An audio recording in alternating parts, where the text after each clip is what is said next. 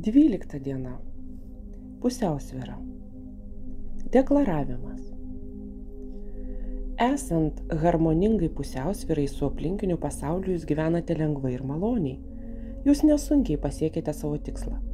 O jei jūs statote perteklinių potencialų sieną, gyvenimas virsta kova su pusiausvyros jėgomis.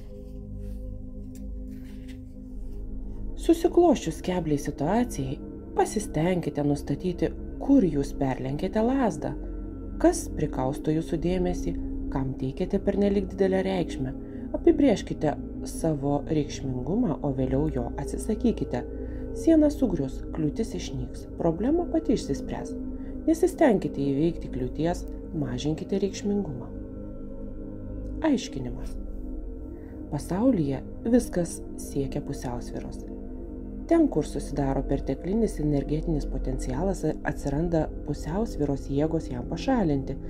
Teikdami kam nors pernelyg svarbią reikšmę, jūs gaunate visiškai priešingą ketinimui rezultatą. Pavyzdžiui, jei esate nepatenkinti savimi, jūs stojate į konfliktą su savo siela, pusiausvyros jėgos jūs verčia kovoti su savo trūkumais ir mėginti juos paslėpti, bet dėl to jie dar labiau išryškėja. Jei esate nepatenkinti savimi, jūs konfrontuojate su daugybė švytuoklių.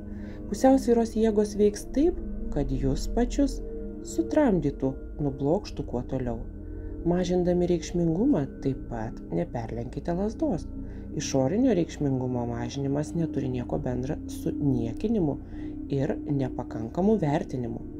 Į gyvenimą reikia žiūrėti paprasčiau. Neniekinti, bet ir nedailinti. Priimti pasaulį tokį, koks jis yra.